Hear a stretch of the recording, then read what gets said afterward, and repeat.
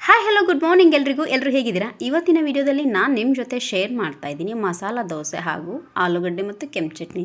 ಸಖತ್ತಾದಂಥ taste ಇರುತ್ತೆ. ಹೋಟೆಲ್ಗಳಲ್ಲಿ ಯಾವ ರೀತಿ ಮಾಡ್ತಾರೆ ನೋಡಿ, ಅದೇ ರೀತಿ ಇದ್ದಂಥ ಟೇಸ್ಟ್ ಇರುತ್ತೆ.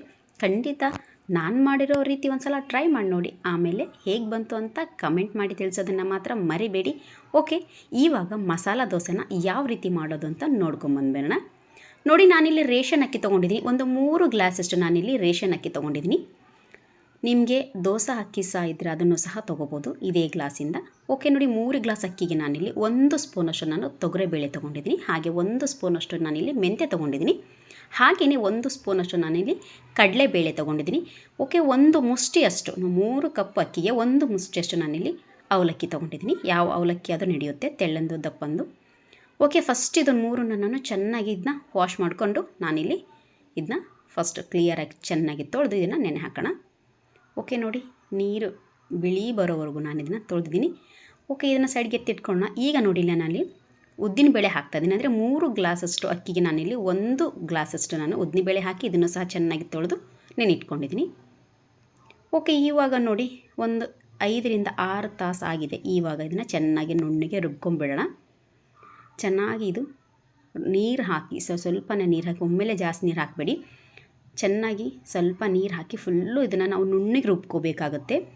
ನಾವು ಪಡ್ಡುಗೆಲ್ಲ ಮಾಡಬೇಕಾದ್ರೆ ಜುರಿ ಅಂದರೆ ಒಂಥರ ರವಾ ಥರ ಇರೋ ಥರ ನಾವು ರುಬ್ಕೋಬೇಕು. ಬಟ್ ದೋಸೆ ಬ್ಯಾಟರ್ ಬಂದು ತುಂಬ ಸ್ಮೂತಾಗಿ ನಾವು ಇದನ್ನು ರುಬ್ಕೋಬೇಕಾಗುತ್ತೆ.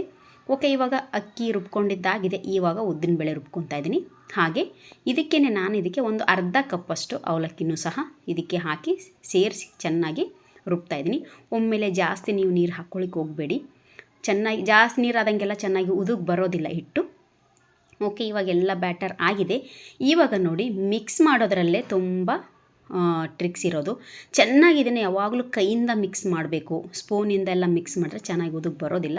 ಚೆನ್ನಾಗಿ ಕೈಯಿಂದ ಮಿಕ್ಸ್ ಮಾಡಿ ಇದನ್ನು ಒಂದು ಫುಲ್ ಓವರ್ ನೈಟ್ವರೆಗೂ ನಾವು ಇದನ್ನು ಇಟ್ಟು ಉದುಗ್ ಬರೋಕ್ಕೆ ಬಿಟ್ಬಿಡೋಣ. ಚೆನ್ನಾಗಿದೆ, ಒಂದು ಫುಲ್ ಓವರ್ ನೈಟ್ ಆಗಲಿ. ಓಕೆ, ಇವಾಗ ನೋಡಿ, ಬೆಳಿಗ್ಗೆ 8 ಗಂಟೆ ಆಗಿದೆ. ಹಿಟ್ಟು ಚೆನ್ನಾಗಿ ಉದುಗ್ ಬಂದಿದೆ. ತುಂಬ ಚೆನ್ನಾಗಿ ಬಂದಿದೆ ನಿಜಕ್ಕೂ ನೋಡಿ. ವಾವ್. ಓಕೆ, ಇದನ್ನು ಒಂದು ಸಲ ಚೆನ್ನಾಗಿ ಕಲಿಸ್ಬಿಟ್ಟು ನಾವು ಇದಕ್ಕೆ ಸೋಡಾ ಗಿಡ ಏನೂ ಬೇಡ, ಸ್ವಲ್ಪ ನಾವು ಇದಕ್ಕೆ ರುಚಿಗೆ ತಕ್ಕಷ್ಟು ಉಪ್ಪು ಹಾಕಿ ಚೆನ್ನಾಗಿ ಮಿಕ್ಸ್ ಮಾಡಿಟ್ಕೊಂಬೇಡ. ರುಚಿ ತಕ್ಕಷ್ಟು ಉಪ್ಪು ಹಾಕಿದ್ದನ್ನ ಎತ್ತಿಟ್ಕೊಂಬೇಡ ಸೈಡಿಗೆ. ಹಿಟ್ಟೆಲ್ಲ ಉಪ್ಪೆಲ್ಲ ಚೆನ್ನಾಗಿ ಹಿಟ್ಟಿಗೆ ಹೊಂದ್ಕೊಳ್ಳಿ ರೀತಿ ನಾವು ಇದನ್ನ ಹಾಕೋಣ. ಇದಕ್ಕೆ ಶುಗರು ಏನೂ ಬೇಡ. ಅಂದರೆ ಕಲರ್ಗೋಸ್ಕರ ಒಬ್ಬೊಬ್ಬರು ಶುಗರ್ ಹಾಕ್ತಾರೆ, ಏನೂ ಬೇಡ. ಓಕೆನಾ, ಚೆನ್ನಾಗಿಟ್ಟು ಉಪ್ಪು ಹೊಂದ್ಕೊಳ್ಳಿ. ನೆಕ್ಸ್ಟ್ ನೋಡಿ, ನಾನಿಲ್ಲಿ ಒಂದು 10ರಿಂದ 15 ಒಣ ಮೆಣಸಿನ್ಕಾಯಿನ ಬಿಸಿ ನೀರು ಕಾಸಿ ನಾನು ಇದಕ್ಕೆ ಹಾಕಿ ಒಂದು 20 ನಿಮಿಷ ಇದನ್ನು ನೆನೆ ಬಿಟ್ಬಿಡೋಣ. ಓಕೆ, ಅಲ್ಲಿವರೆಗೂ ನಾವು ಆಲೂಗಡ್ಡೆ ಮಾಡ್ಕೊಳ್ಳೋಣ. ಒಂದು ಅರ್ಧ ಕೆಜಿಯಷ್ಟು ನಾನಿಲ್ಲಿ ಆಲೂಗಡ್ಡೆ ತೊಗೊಂಡಿದ್ದೀನಿ. ಚೆನ್ನಾಗಿ ಒಂದು 4 ವಿಸಿಲ್ ಓಡಿಸ್ಕೊಂಡಿದ್ದೀನಿ. ಇವಾಗ ಇದನ್ನು ಸ್ಮ್ಯಾಶ್ ಮಾಡ್ಕೊಂಬಿಡೋಣ ಆಲೂಗಡ್ಡೆನ ಚೆನ್ನಾಗಿ. ಓಕೆ, ಆಲೂಗಡ್ಡೆ ಚೆನ್ನಾಗಿ ಸ್ಮ್ಯಾಶ್ ಆಗಲಿ. ಇದು ಚೆನ್ನಾಗಿ ಇದನ್ನು ನಾನಿಲ್ಲಿ ಸ್ಮ್ಯಾಶ್ ಮಾಡ್ಕೊತಾ ಇದ್ದೀನಿ ಸ್ಮ್ಯಾಶರಿಂದ. ನೀವು ಚಿಕ್ಕದಾಗಿ ನೈಫಿಂದ ಸಹ ಕಟ್ ಮಾಡ್ಕೋಬೋದು. ನಾನಿಲ್ಲಿ ಒಂದು ಪಾತ್ರೆಗೆ, ಇದಕ್ಕೆ ನಾನು ಚಟ್ನಿಗೆ ಒಗ್ಗರಣೆ ಕೊಟ್ಕೊಂಡಿದ್ದೆ, ಅದೇ ಪಾತ್ರೆಗೆ ನಾನು ಇಲ್ಲಿ ಆಲೂಗಡ್ಡೆ ಮಾಡ್ತಿರೋದ್ರಿಂದ ಅದೇ ಪಾತ್ರೆಗೆ ಎಣ್ಣೆ ಹಾಕಿ ಜೀರಿಗೆ ಸಾಸಿವೆ ಹಾಕ್ತಾಯಿದ್ದೀನಿ. ಹಾಗೆ ಸ್ವಲ್ಪ ಕರಿಬೇವು ಹಾಕಿ ನಾನಿಲ್ಲಿ ಒಂದು 4ರಿಂದ 5 ಈರುಳ್ಳಿನ ನಾನು ತುಂಬ ಸ್ಲೈಸ್ ಆಗಿ ಉದ್ದುದ್ದಕ್ಕೆ ಹೆಚ್ಕೊಂಡು ನೀಟಾಗಿ ಫ್ರೈ ಮಾಡ್ಕೊತಾ ಇದ್ದೀನಿ. ಓಕೆ, ಇವಾಗ ನೋಡಿ, ಆಲೂಗಡ್ಡೆ ಪಲ್ಯಕ್ಕೆ ಜಾಸ್ತಿ ಇದು ಈರುಳ್ಳಿ ಫ್ರೈ ಆಗಬಾರ್ದು. ಸ್ವಲ್ಪ ಫ್ರೈ ಆದರೆ, ಅಂದರೆ ಹಸಿ ಬಿಸಿ ಅಲ್ಲ, ಕೆಂಪಗೆಲ್ಲ ಬರಬಾರ್ದು. ಓಕೆ, ಇವಾಗ ಒಂದು 4ರಿಂದ 5 ಮೆಣಸಿನ್ಕಾಯಿ ಹಾಕ್ತಿದ್ದೀನಿ ನಾನು ಇದಕ್ಕೆ. ಸ್ವಲ್ಪ ಗ್ರೈಂಡ್ ಮಾಡಿ ಹಾಕ್ತಾಯಿದ್ದೀನಿ ನಾನು ಇದನ್ನು ಮೆಣಸಿನ್ಕಾಯಿನ. ನೀವು ಹಾಗೆ ಸಹ ಹಾಕ್ಬೋದು. ಚೆನ್ನಾಗಿ ಫ್ರೈ ಆಗಿದೆ. ಇವಾಗ ನಾನು ಕಲ್ಲರ್ಗೋಸ್ಕರ ನಾನಿಲ್ಲಿ ಅರಿಶಿನ ಹಾಕ್ತಾಯಿದ್ದೀನಿ.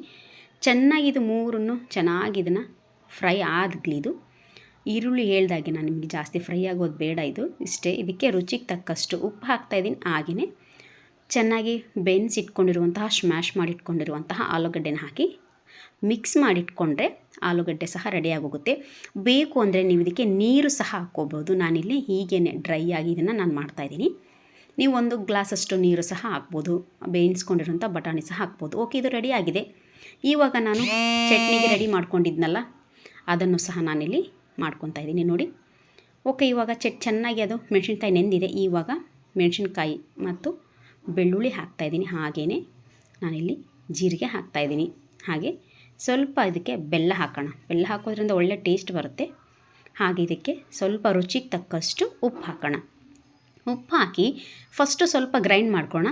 ಆಮೇಲೆ ಸ್ವಲ್ಪ ನೀರು ಹಾಕಿ ಇದನ್ನು ಫುಲ್ಲು ನುಣ್ಣಗೆ ಗ್ರೈಂಡ್ ಮಾಡ್ಕೋಬೇಕಾಗುತ್ತೆ. ಓಕೆ, ಸ್ವಲ್ಪ ಗ್ರೈಂಡ್ ಆಗಿದೆ. ಇವಾಗ ನೀರು ಹಾಕಿ ಫುಲ್ಲು ಇದನ್ನು ನಾವು ಫುಲ್ಲು ನುಣ್ಣಗೆ ಗ್ರೈಂಡ್ ಮಾಡ್ಕೋಬೇಕಾಗತ್ತೆ. ಯಾಕಂದರೆ ದೋಸೆ ಹಾಗೆ ಹಾಕೋದ್ರಿಂದ ಫುಲ್ಲು ನೋಡಿ ಈ ರೀತಿ ನಾವು ಮಾಡ್ಕೊಳ್ಳೋಣ.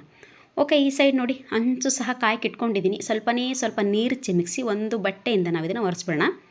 ಹಂಚು ಜಾಸ್ತಿ ಫುಲ್ಲು ಕಾಯ್ಕಿಟ್ಕೋಬೇಡಿ, ಕಡಿಮೆ ಉರಿಯಲ್ಲಿ ಇಟ್ಕೊಳ್ಳೋಣ. ನೋಡಿ ಈ ರೀತಿ ಹಿಟ್ಟು ಯಾವಾಗಲೂ ಅಷ್ಟೇ ದೋಸೆ ಹಿಟ್ಟು ಸ್ವಲ್ಪ ಗಟ್ಟಿಯಾಗಿರಬೇಕು.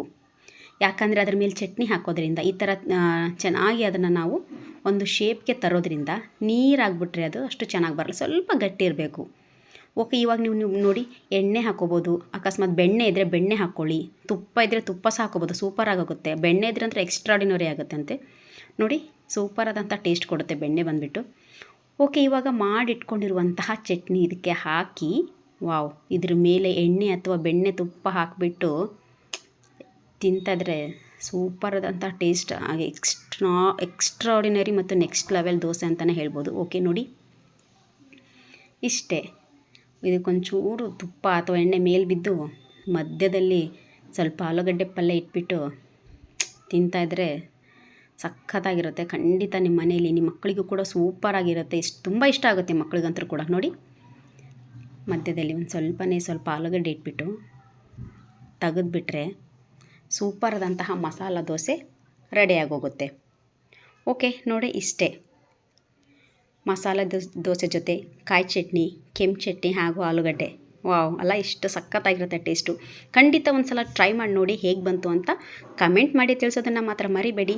ಹಾಗೆ ಯಾರಿಗೆಲ್ಲ ಇವತ್ತಿನ ವಿಡಿಯೋ ಇಷ್ಟ ಆಯಿತೋ ಪ್ಲೀಸ್ ಲೈಕ್ ಮಾಡಿ, ಶೇರ್ ಮಾಡಿ, ನನ್ನ ಚಾನಲ್ನ ಪ್ಲೀಸ್ ಸಬ್ಸ್ಕ್ರೈಬ್ ಮಾಡಿ ಅಂತ ಹೇಳ್ತಾ ಇಲ್ಲಿಗೆ ಈ ವಿಡಿಯೋನ ಎಂಡ್ ಮಾಡ್ತಾಯಿದ್ದೀನಿ. Thank you.